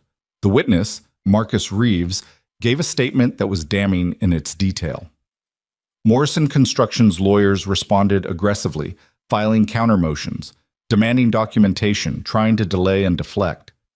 Through it all, Lena stayed focused. She finished the electrical work on the house, then started looking for paying jobs. Nate helped her put together a resume, highlighting her education and skills. The wheelchair made some employers hesitate, but her competence spoke for itself. She got her first paying job 3 weeks after the lawsuit moved forward, a small residential repair for Mrs. Chen's neighbor, who needed new lighting installed. Then another job, a referral from the first. Then a third. People are calling me, Lena said one evening, staring at her phone in disbelief. They want to hire me. They're actually willing to pay me to do electrical work. Because you're good at it, Nate said simply. Because you told everyone I was good at it. I told them the truth. You did the rest. Mia, coloring at the kitchen table, looked up. Lena, when you're rich and famous, will you still live with us? The question hung in the air. Lena had been there for 6 weeks now, long enough that her presence had stopped feeling temporary. Her toothbrush sat in the bathroom cup next to Nate's and Mia's. Her clothes hung in the hall closet. The couch cushions had a permanent indentation from where she slept. "I won't be rich and famous, sweetie," Lena said carefully. "But if you were?" Lena looked at Nate, something complicated passing between them. "If I were, I'd still want to be here." Good. Mia returned to her coloring. The issue settled in her mind. But that night, after Mia was asleep, Nate and Lena had the conversation they'd been avoiding. "I need to start thinking about more permanent housing," Lena said, staring into her tea. "The couch is fine for now, but it's not sustainable. And if the lawsuit settles, I'll have money for my own place." "Is that what you want?" "I don't know what I want." She set down the mug. "A month ago, I was sleeping on a bus stop bench. Now I'm living in a house with people who care about me, doing work I love, pursuing justice for what happened. It feels like someone else's life." "It's your life. You earned this." "Did I? Or did I just get lucky that you drove past at the right moment?" "Both. Life's like that sometimes. Preparation meets opportunity. You were prepared. You had skills, intelligence, resilience. I was just the opportunity that let you use them." Lena was quiet for a long moment. "Mia asked me today if I was going to be her mom." Nate's heart stopped. "What did you tell her?" "I told her that her mom would always be her mom, and nobody could replace that, but that I loved her very much and I wasn't going anywhere." She finally looked at him. "I hope that was okay." "That was perfect." His voice came out rough. "Lena, you don't have to find another place. Not if you don't want to." "I can't stay on your couch forever." "There's a second bedroom. It's small and it's full of junk right now, but we could clear it out, make it yours." "Nate, I'm not asking you to stay out of pity. I'm asking because Mia lights up when you're around. Because coming home to you and her feels right. Because—" He stopped, the truth too big to say. "Because we're better with you here." "You barely know me." "I know enough. I know you're careful with Mia, that you're honest about your limitations, that you work harder than anyone I've ever met. I know you make my daughter feel safe and valued. I know you've made this house feel like a home again." He met her eyes. "I know I trust you. Isn't that enough?" Lena's expression crumpled. What if the lawsuit doesn't go well? What if Morrison wins and I'm back where I started? Then you stay anyway, and we figure it out together. What if people talk? Your neighbor already thinks I'm taking advantage of you. Mrs. Chen worries about everyone. It's her hobby. What do you think? I think, Lena's voice broke. I think I've been alone for so long that I forgot what family feels like. And I think I'm terrified that if I let myself believe this is real, it'll disappear. Nate moved from his chair to the couch, sitting beside her, close enough to offer comfort, far enough to give her space. It's real. I promise you, it's real. How can you promise that? Because I've been where you are. After Sarah died, I was convinced that every good thing was temporary, that happiness was just a setup for the next disaster. But Mia needed me to be more than that. She needed me to believe that tomorrow could be better than today, even when I didn't believe it myself. He reached for her hand and she let him take it. So I faked it. I pretended to hope until the pretending became real, and eventually it was real. And if I can't do that? If I'm too broken? You're not broken. You're healing. There's a difference. He squeezed her hand gently. Stay, Lena. Clear out the second bedroom. Make it yours. Let us be your family while you figure out everything else. She looked at their joined hands, then at his face, searching for the catch that never came. Finally, she nodded. Okay, I'll stay. Good. He smiled, and she smiled back, tentative but real. That night, Lena slept on the couch for the last time. The next day, she and Nate cleared out the second bedroom, hauling boxes to the basement and rearranging furniture. Mia helped by making a nest in the pile of old blankets and narrating their progress. This is going to be Lena's room, Mia announced to no one in particular. And she's going to stay forever and ever, and we're going to be a family. Lena met Nate's eyes over Mia's head, and the look they shared said everything they couldn't put into words. Maybe it was too fast. Maybe Mrs. Chen was right to worry. Maybe the lawsuit would complicate everything.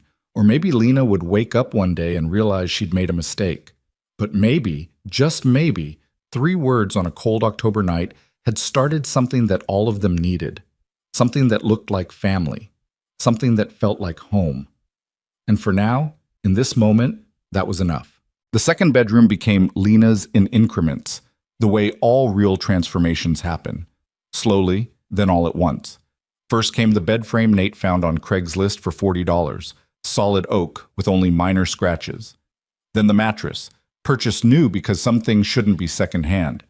Lena protested the expense until Nate pointed out that her back problems from sleeping on the couch were costing more in pain medication than a decent mattress ever would. She moved in on a Sunday morning while Mia rearranged Lena's books by color because that's how libraries should work, according to 7-year-old logic. The room was small, barely big enough for the bed and a dresser, but it had a window that faced east and caught the morning light. Lena sat on the edge of her new bed, running her hands over the quilt Mrs. Chen had brought over, a peace offering wrapped in floral fabric, and something in her posture finally relaxed. "It's perfect," she said quietly. Nate leaned against the doorframe, watching Mia create elaborate organizational systems that would last approximately 3 days. "Yeah?" "Yeah." She looked up at him, and her eyes were clearer than he'd seen them. "Thank you doesn't feel like enough." "Then don't say it. Just stay."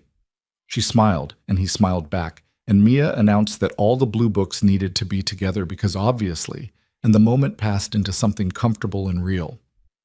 The lawsuit moved forward with the grinding inevitability of legal machinery.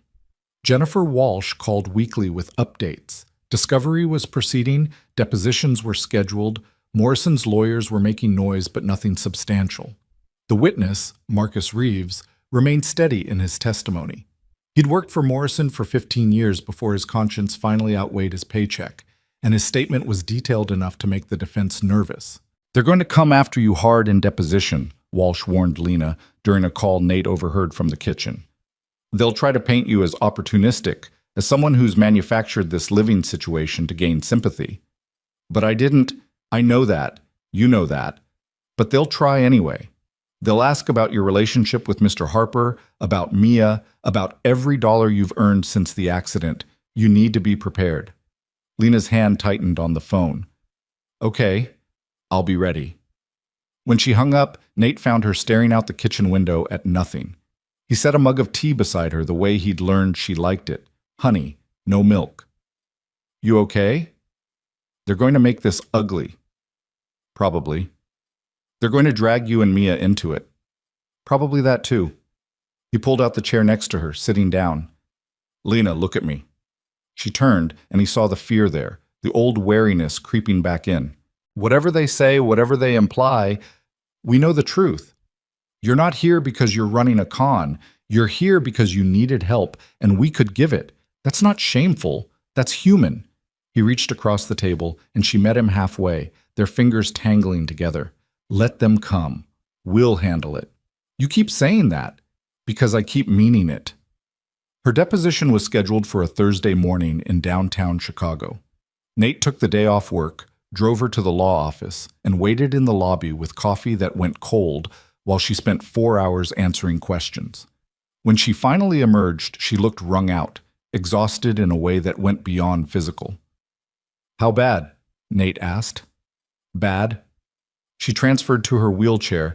She'd been walking with crutches for short distances lately, part of the physical therapy she'd started, and let him push her to the car. They asked about everything. How we met, how long I've been staying with you, whether we're romantically involved, whether I'm paying rent, whether I'm using Mia to manipulate you. Jesus. I told them the truth. That you offered help, that I accepted it, that I'm not paying rent, but I'm contributing in other ways. That Mia is a wonderful kid who I care about deeply, and that you're... She stopped, color rising in her cheeks. That you're a good man who helped me when no one else would. What did they say to that? Morrison's lawyer asked if good men usually invite homeless women to live with their young daughters, implied that either you were reckless or I was lying about the nature of our relationship. Her voice went flat, angry. Jennifer shut that down fast, told him my living arrangements weren't relevant to whether Morrison violated safety protocols and committed fraud. Nate's hands tightened on the steering wheel. I'm sorry. Don't be. This is what they do, try to make victims feel like they're the ones who did something wrong. She leaned her head against the window. I just hate that they're dragging you into this. I dragged myself into it the night I picked you up. No regrets. They drove in silence for a while. The city slid past the windows, all concrete and steel, and people moving too fast to notice each other. Nate thought about that October night, about the choice that had seemed so simple then and had become so complicated now. But complicated didn't mean wrong. Messy didn't mean mistake. Nate? Yeah? When they asked if we were romantically involved, I said no. Okay. But they asked if I wanted to be, if I had feelings for you beyond gratitude. His heart kicked into a higher rhythm. What did you say? I said my feelings weren't relevant to the case. She was still looking out the window, not at him. Jennifer said that was the right answer, legally speaking. And personally speaking, she finally turned to face him, and the vulnerability in her expression made his chest ache. Personally speaking, I don't know how to separate gratitude from everything else I feel. You saved my life. You gave me a home. You make me feel human again. How am I supposed to know if what I feel is real or just... She gestured helplessly. Just survival instinct making me attached to the person who kept me alive? Nate pulled into their street, parking in the driveway before answering. He killed the engine and turned to face her fully. I don't have an answer for that, but I know that feelings don't have to be sorted and labeled to be valid. You feel what you feel, and that's okay. Whether it's gratitude or friendship or something else, it's all real. He paused, weighing his next words carefully. And for what it's worth, I have the same question from the other direction. What do you mean? I mean, I don't know if what I feel is real or if I'm just lonely, and you're the first person in years who's made this house feel less empty. The confession came out rougher than he intended. Sarah died, and I built walls, kept everyone at a distance except Mia. Told myself it was safer that way, that I was protecting her and protecting myself. But then you showed up, and suddenly the house is full of laughter again, and Mia's happy, and I'm happy, and I don't know if that's real or if I'm just desperate for it to be. Lena reached across the space between them, her hand finding his. Maybe it doesn't matter. What? Maybe the why doesn't matter as much as the what. What we have right now, in this moment, is good. It works.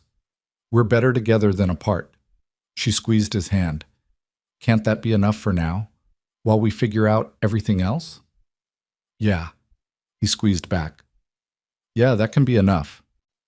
They sat in the car for another moment, hands linked, the weight of the conversation settling into something manageable. Then Mia appeared on the front porch, having been dropped off by Mrs. Chen, and the spell broke. Lena! Daddy! Come see what I made in art class! Real life rushed back in, demanding and immediate and complicated. But as they went inside together, Lena's hand still warm in his, Nate thought that maybe complicated was okay. Maybe it was even better than simple, because it meant something real enough to get messy. The weeks blurred together in a rhythm that felt almost normal. Lena's electrical business grew steadily. Word of mouth in the neighborhood meant more jobs, better jobs, commercial work that paid enough for her to start saving. She opened a bank account, the first one she'd had since the accident, and cried when she deposited her first real paycheck. Mia thrived in ways that made Nate's heart hurt with gratitude. She'd always been a happy kid, resilient and bright, but Lena's presence added something he hadn't realized was missing. She had someone to talk to about science and math, someone who took her questions seriously and answered them fully. She had a second adult who showed up at school events, who helped with projects, who made her feel like she mattered. My teacher asked if Lena was my mom, Mia said one evening over dinner. Nate's fork paused halfway to his mouth. Lena went very still. What did you tell her? Nate asked carefully. I said she's my Lena, that she lives with us and takes care of me and loves me, but she's not my mom because my mom died. Mia spoke matter-of-factly, the way she always did about Sarah now, sad but not devastated, remembering but not dwelling. Mrs. Peterson said that's a good answer. It is, Lena said quietly. It's a perfect answer. Good, because I didn't want to make you sad by saying the wrong thing.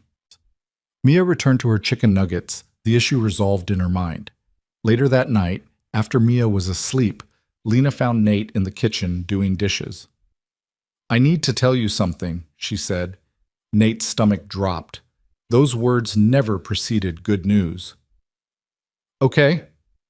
Jennifer called this afternoon. Morrison's lawyers made a settlement offer. He turned off the water, dried his hands. "How much?" $250,000. The number hung in the air between them. It was more money than Nate had ever had at one time, more than he'd make in 3 years at the warehouse. For Lena, it was life-changing. "That's good, right? That's what you needed?" "It's not enough."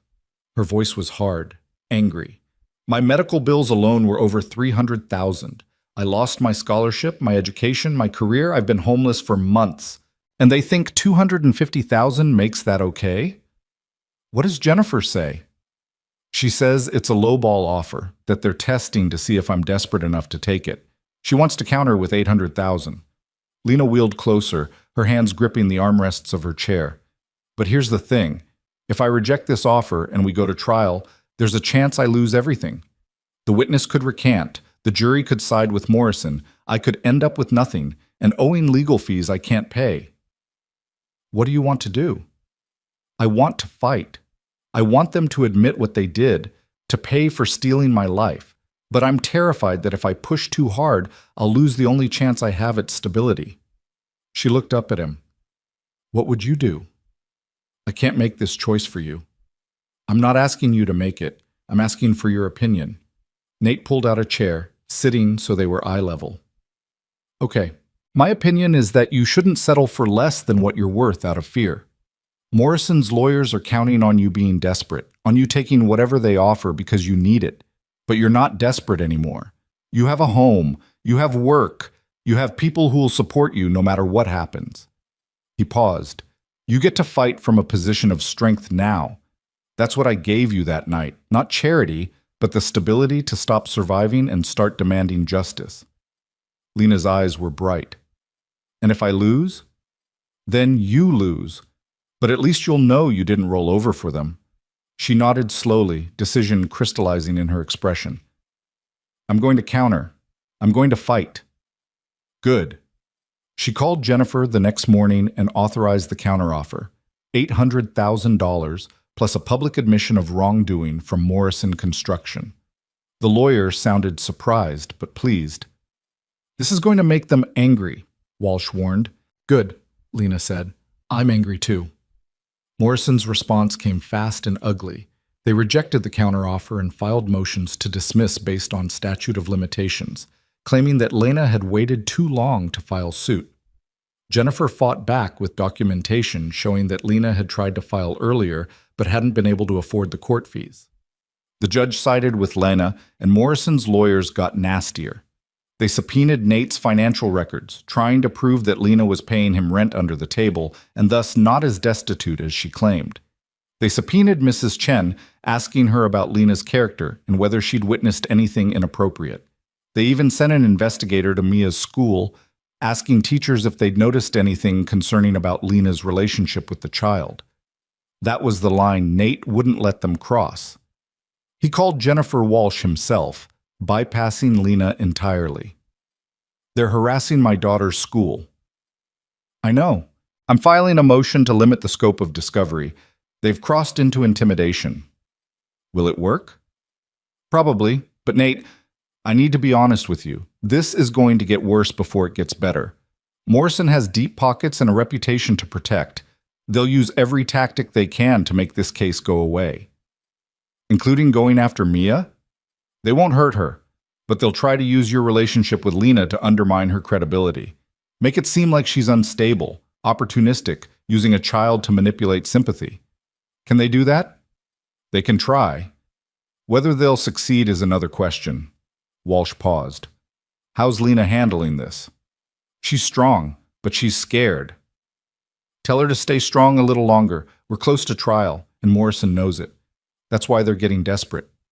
When Nate relayed the conversation to Lena, she was in her room, organizing electrical supplies for the next day's job. She listened without interrupting, her expression growing more closed with each sentence. "They went to Mia's school," she said finally. "Yeah." "They questioned her teachers about me." "They did."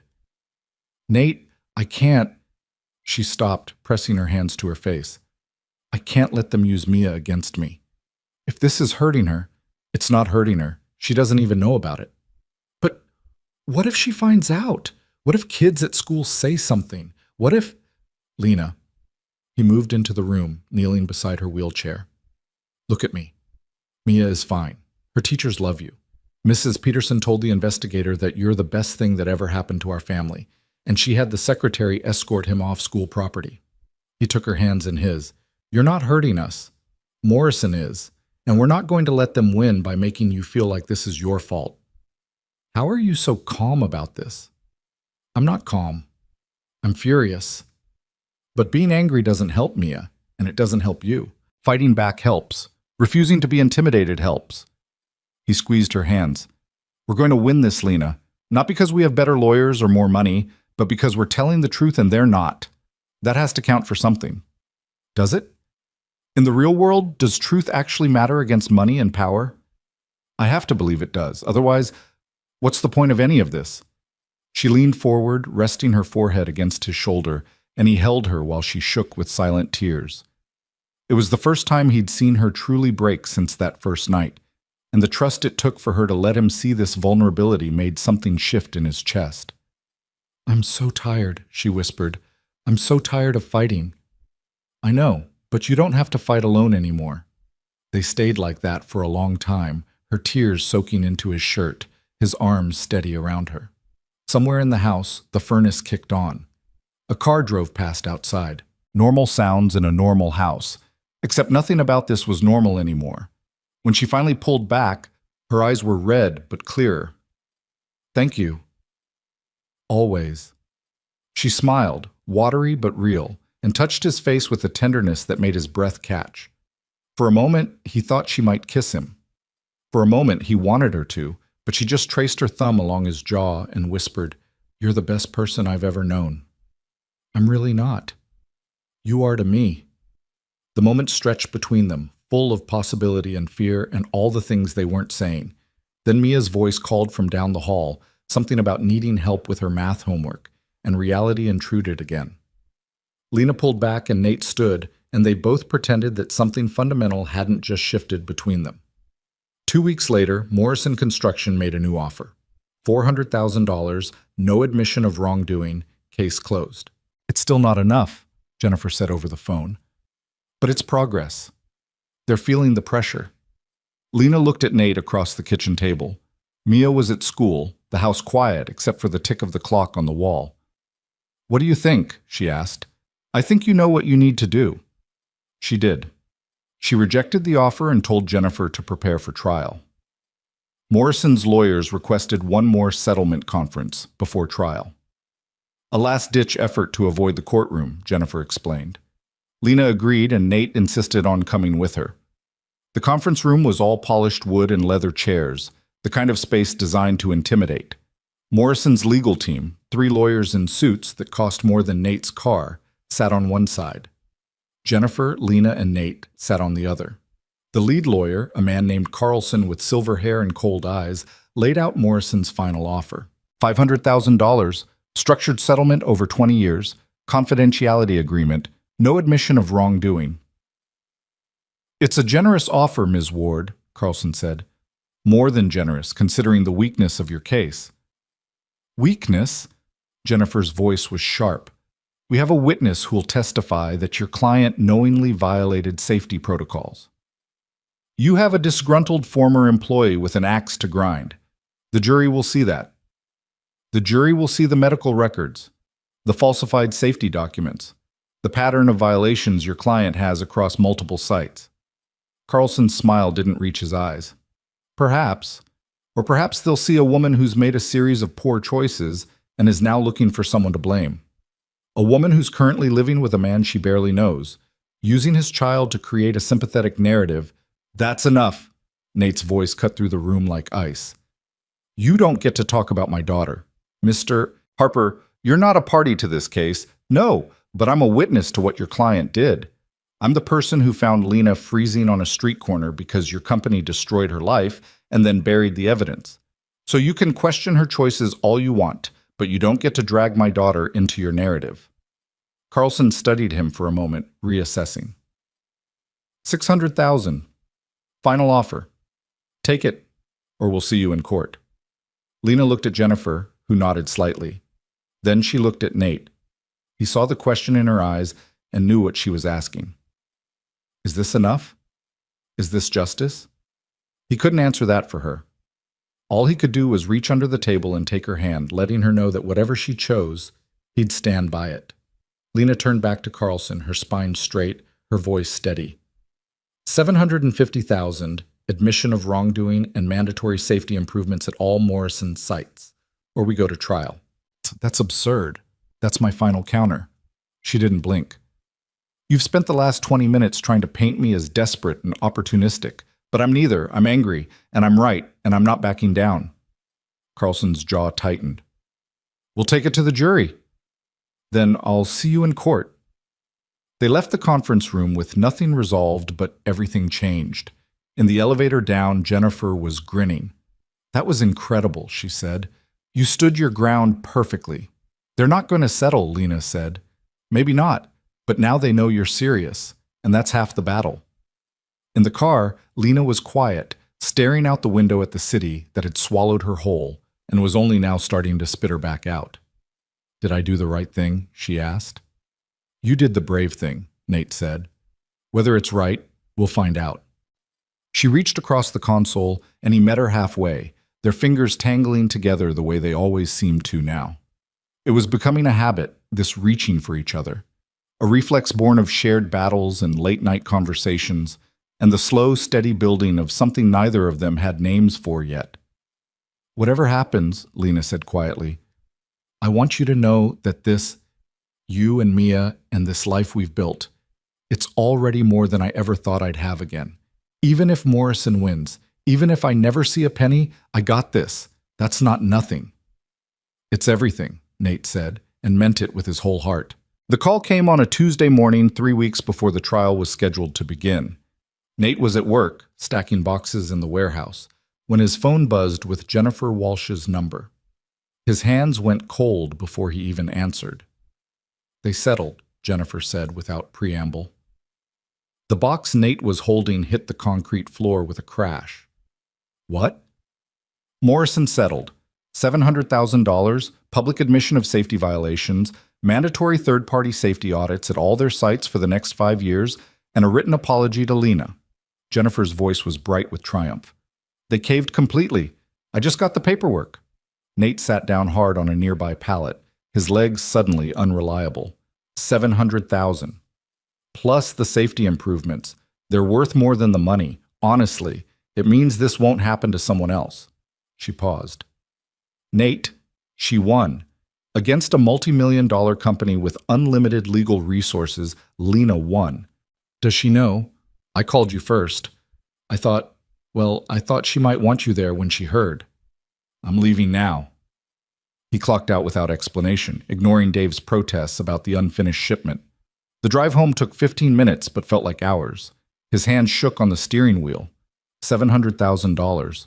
Enough to change everything. Enough to give Lena back the future Morrison had stolen. Enough, maybe, for her to leave. The thought hit him like a fist to the gut. She'd stayed because she needed to, because she had nowhere else to go. But now she'd have options. Her own place, accessible and safe. A fresh start somewhere without the memories of freezing on street corners. A life that didn't require her to sleep on someone's couch out of necessity. He pulled into the driveway and sat there for a moment, trying to untangle the knot of joy and fear in his chest. He was happy for her. Of course he was happy for her. This was everything she deserved, everything they'd fought for. But the house would feel so empty without her. Mia would be devastated, and he couldn't finish that thought. Lena was in the kitchen when he came in, working on an estimate for a commercial rewiring job. She looked up, surprised. You're home early. Everything okay? Jennifer called. Her pen stilled on the paper. And? They settled. All of it. Everything you asked for. The pen fell from her fingers. She stared at him, her face blank with shock, like her brain couldn't process the words. Everything? 700,000. Public admission. Safety audits, written apology. He moved closer, crouching beside her wheelchair.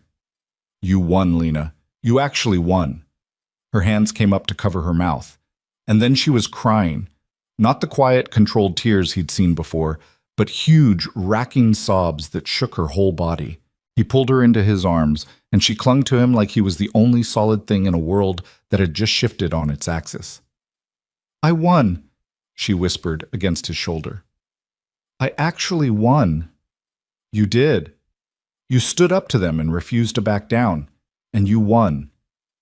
She cried for a long time, and he held her through it, smoothing her hair, murmuring reassurances that came from somewhere deeper than conscious thought.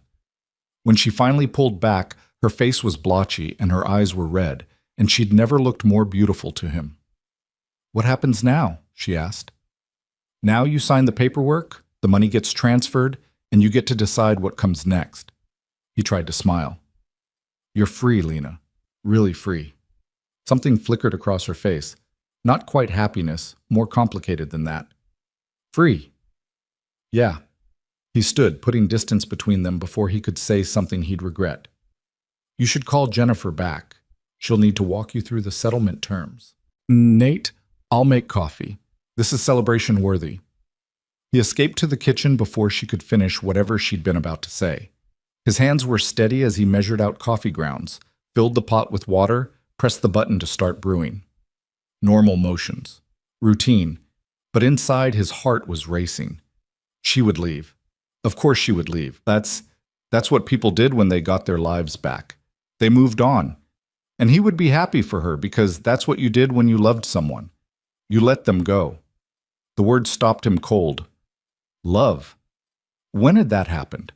When had gratitude and friendship shifted into something deeper, more dangerous? He couldn't pinpoint the moment. Maybe it had been gradual, built up through late-night conversations and shared meals and watching her help Mia with homework. Or maybe it had been instant, back on that October night when she'd looked at him with those wary eyes and asked about the catch. It didn't matter. She was leaving, and he would deal with it, and life would go on. Nate? He turned.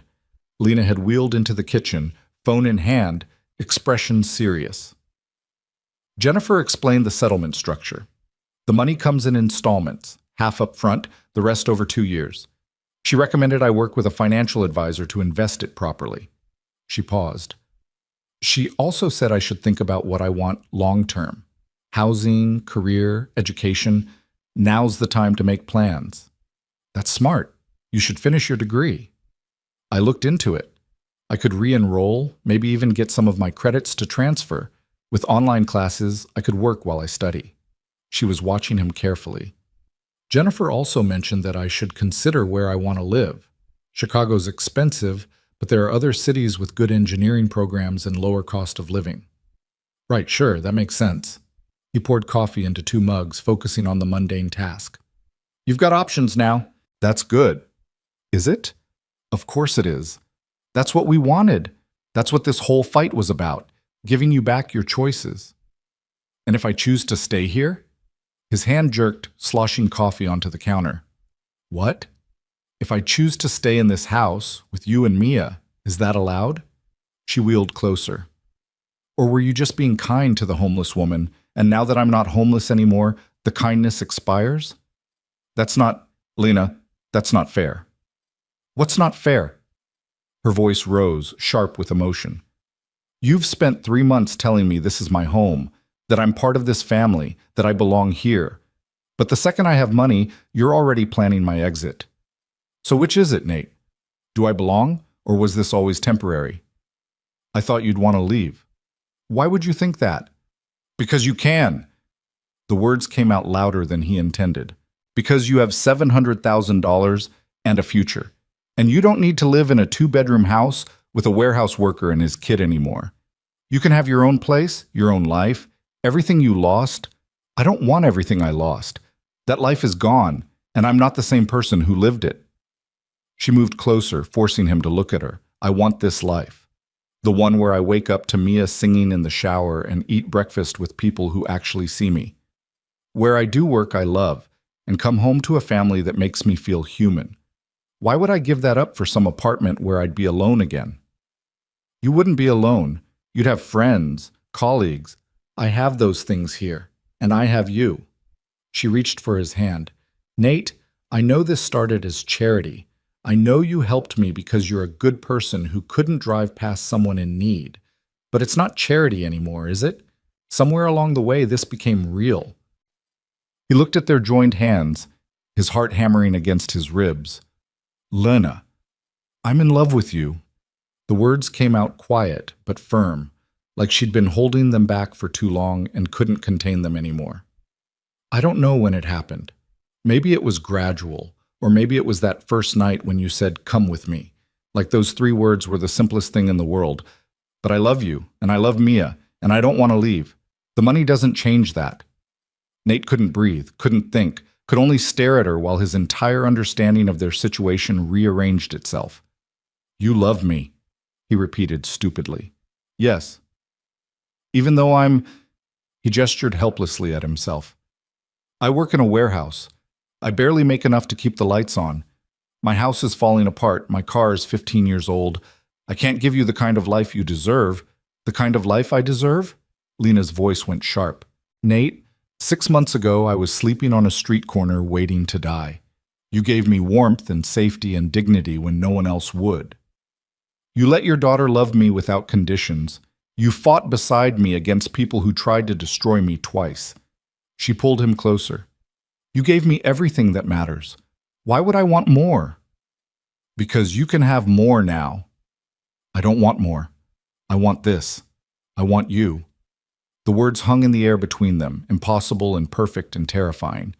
Nate thought about all the reasons this was a bad idea, the power imbalance, the complications, what people would say. Mrs. Chen's warning echoed in his head. Good people sometimes make bad choices trying to help wrong people. But Lena wasn't wrong people. She was just people. And somewhere in the last 3 months, she'd stopped being the woman he rescued and become the person who made his house feel like home. I love you too, he said, and watched her face transform. I've been trying not to because I didn't want you to feel obligated or pressured. But I love you, Lena. I love the way you explain electrical circuits to Mia, like she's a university student. I love that you reorganized my entire kitchen and didn't apologize for it. I love coming home to you. He took a shaky breath. I love you. And I'm terrified that I'm taking advantage of you somehow, that you're confusing gratitude with something else. She kissed him. It was soft and tentative and perfect. And when she pulled back, she was smiling through tears. That wasn't gratitude, she said. That was love. Learn the difference. He laughed, and then he was kissing her again, properly this time, his hands cupping her face like she was something precious. And she was. She was precious and strong, and his, if she wanted to be. When they finally broke apart, both breathing hard, Lena rested her forehead against his. So I'm staying, she said. You're staying. And we're doing this, actually doing this. If you want to. I want to. She pulled back enough to look him in the eyes. But I want to do it right. I'm going to use some of the settlement money to make this house actually accessible. Ramps, wider doorways, a roll-in shower in the bathroom. I'm going to contribute to rent and groceries. I'm going to finish my degree and build my business properly. I'm not going to be someone you have to take care of. I don't take care of you. We take care of each other. Exactly. Partners. Equal partners. Equal partners. He agreed and kissed her again because he could. Because she was staying. Because somehow, against all odds, this was working. They were still kissing when Mia's bus dropped her off. They broke apart at the sound of the front door, both flushed and grinning like teenagers. Mia took one look at them and shrieked with joy. Are you kissing? Are you boyfriend and girlfriend now? Are you going to get married? Can I be in the wedding? Mia, slow down, Nate started. Can Lena be my mom? Not my real mom because my real mom died, but my other mom? The one who's here? Mia was bouncing with excitement, her backpack forgotten on the floor. Lena looked at Nate, something vulnerable and hopeful in her expression. He nodded, giving her permission to answer however she wanted. Would you like that? Lena asked Mia. If I stayed forever and we were a real family? Yes! Mia launched herself at Lena, nearly knocking the wheelchair backward. Yes, yes, yes! I've been wishing for this since the volcano project. Since the volcano? Nate asked. That's when I knew she was going to stay. Nobody helps that much with science unless they're family. Mia pulled back, suddenly serious. You are going to stay, right? You're not going to leave like people do in movies? I'm staying, Lena promised. I just found out today that I won my lawsuit, which means I have money to build a real life here. And I want to build it with you and your dad, if that's okay. It's more than okay. It's perfect. Mia hugged her again, then pulled back with a thought. Wait, if you have money, does that mean we can get a dog? Mia. What? Lena's rich now, and rich people have dogs. It's basically a rule. Lena laughed, the sound bright and free. Maybe we can talk about a dog after we finish the other renovations. What renovations? Making the house work better for me, ramps and wider doors and a better bathroom. Lena smoothed Mia's hair. So I can get around easily and not have to ask for help with everything. Oh, that makes sense. Mia thought about it. Can my room be pink since we're renovating? Your room is already pink. More pink, like really pink, princess pink. We'll see, Nate said, the automatic parent response that meant probably not. That evening, after Mia was in bed, Nate and Lena sat on the couch going through the settlement documents Jennifer had emailed over. The numbers were staggering. After legal fees and taxes, Lena would net approximately $480,000 over the next 2 years. It was more money than either of them had ever imagined having. The financial advisor Jennifer recommended suggested putting most of it in investments, Lena said, scrolling through the email. But I want to use some for the renovations, maybe $50,000? That should cover ramps, bathroom modifications, widening doorways, updating the electrical panel to handle everything properly. $50,000 to renovate a house you don't own, Nate said slowly. She looked up. What? This is my house. Well, I rent it, but still. You're going to pour 50 grand into a rental property? It's where we live. Where else would I put it?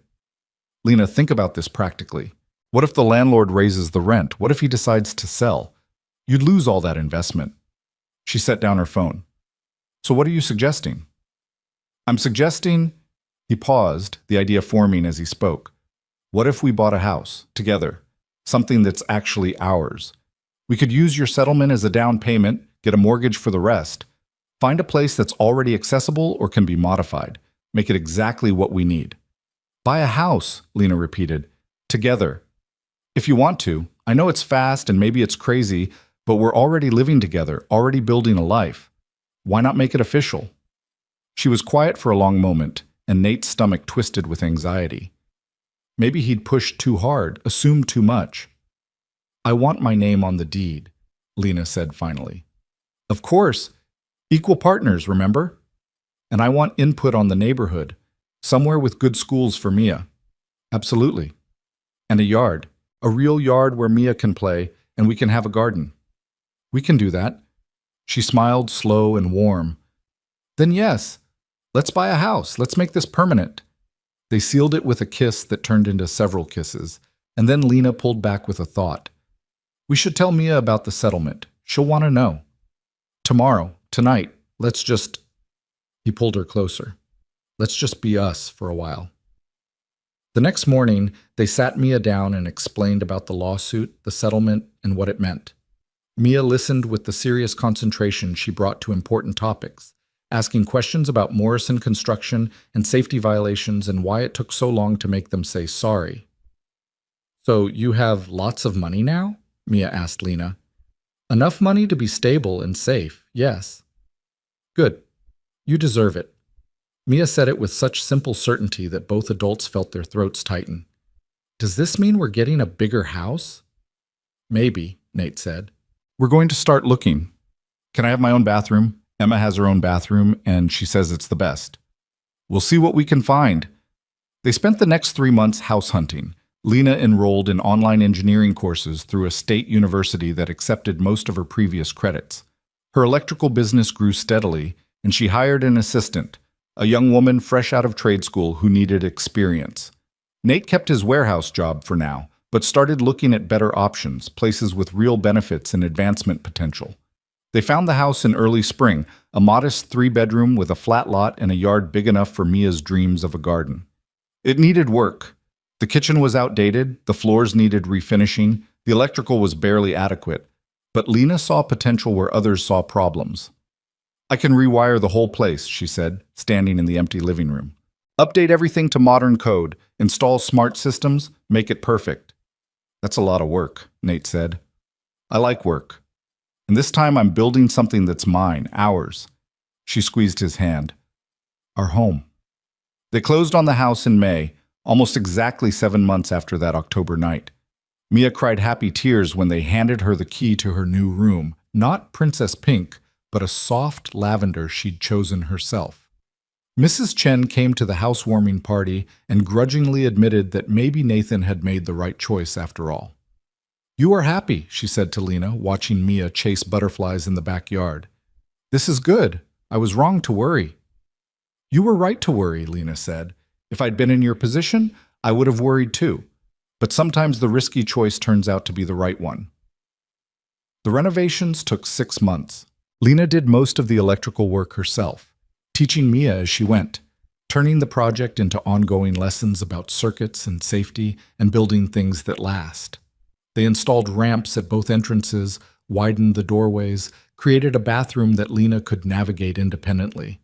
But they also added touches that were purely theirs: a reading nook in Mia's room, a workshop in the garage for Lena's business, a deck off the kitchen where they could eat breakfast on summer mornings. By the time winter rolled around again, 1 year since that frozen October night, the house was finished. Lena's business had grown enough that she could be selective about jobs. Nate had gotten promoted to a supervisor position at a different warehouse with better pay and benefits. Mia was thriving in 2nd grade, already talking about science camp next summer. On a Saturday morning in December, Nate woke up to find Lena already awake, staring at the ceiling. "What's wrong?" he asked.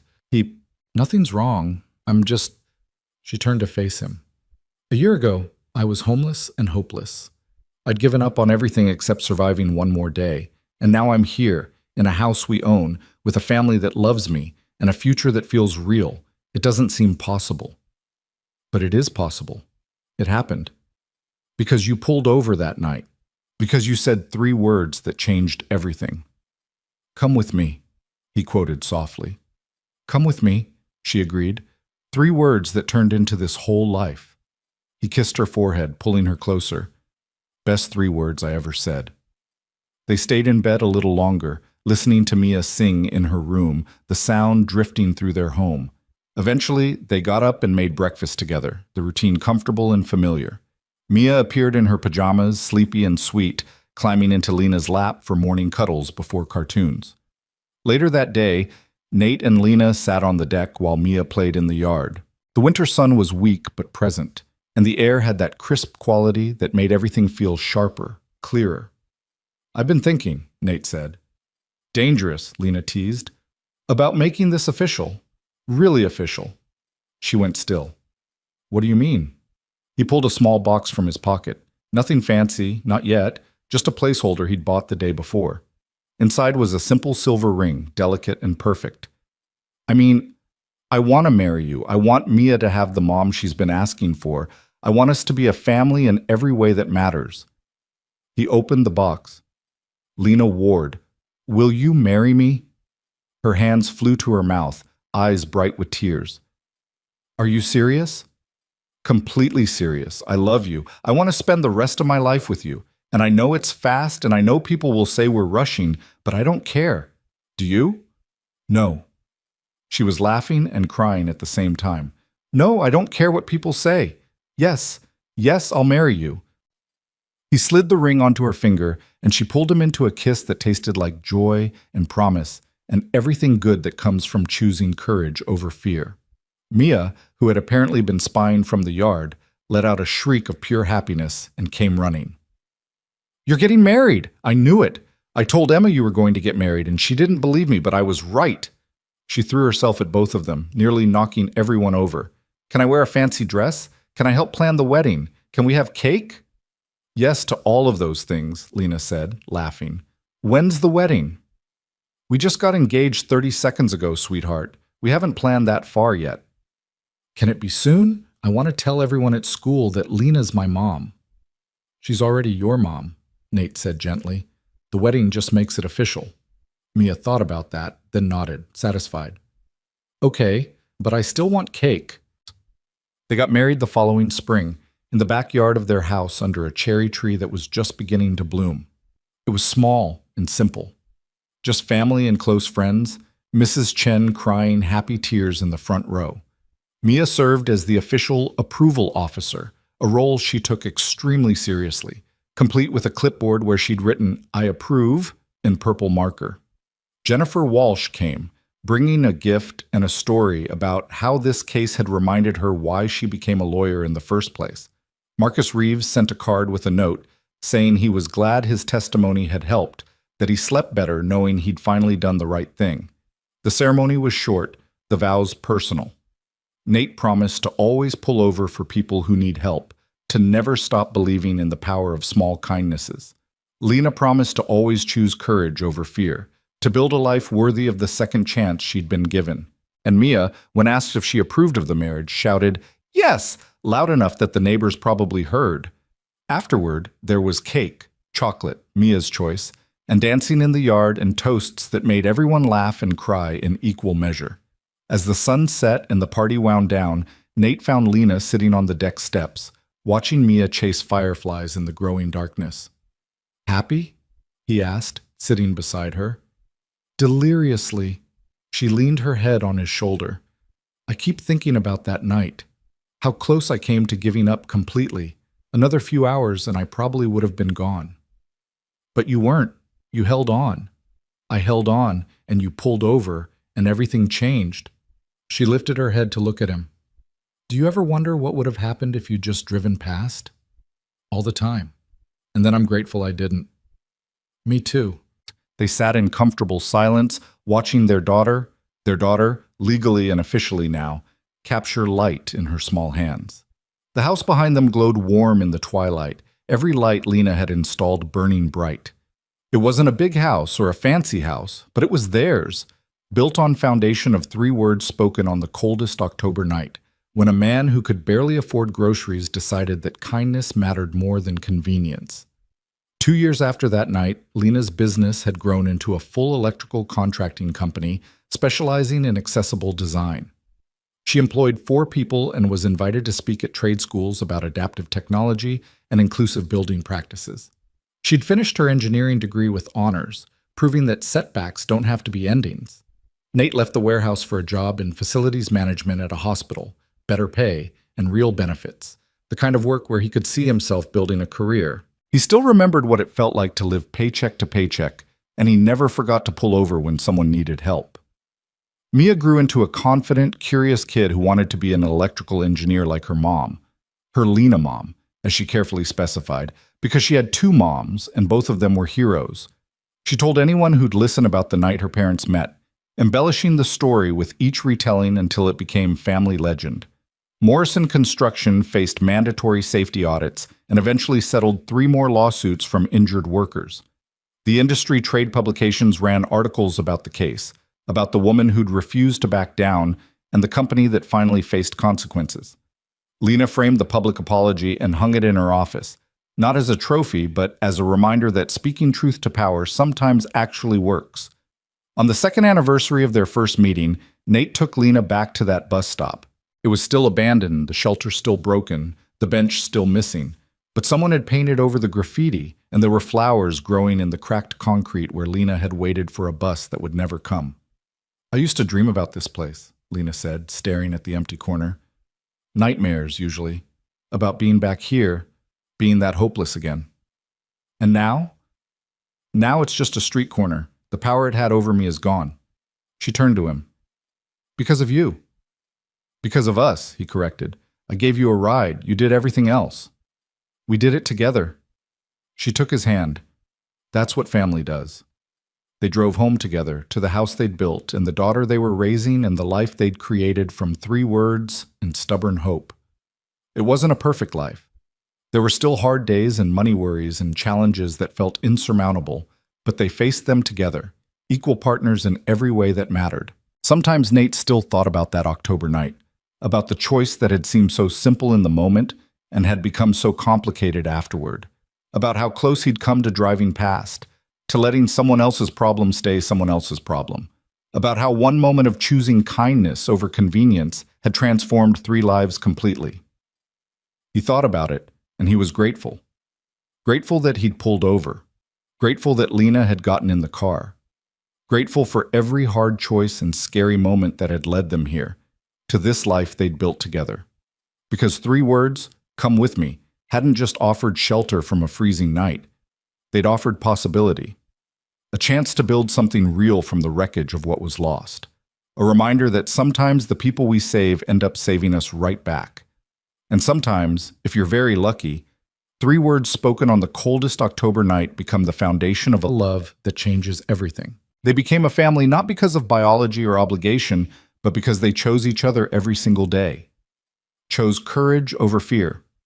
Chose vulnerability over self-protection. Chose to believe that kindness isn't weakness, and help isn't charity, and love isn't something you have to earn. Years later, when Mia was older and asked how her parents fell in love, they told her the truth. That love isn't always dramatic or instant. Sometimes it's quiet and gradual, built in stolen moments and shared struggles. Sometimes it starts with 3 simple words and grows into something that fills a whole house with light. Come with me. 3 words that offered warmth on a frozen night. 3 words that built a family. 3 words that proved once and for all that the smallest acts of kindness can change the world. One life, one choice, one cold October night at a time.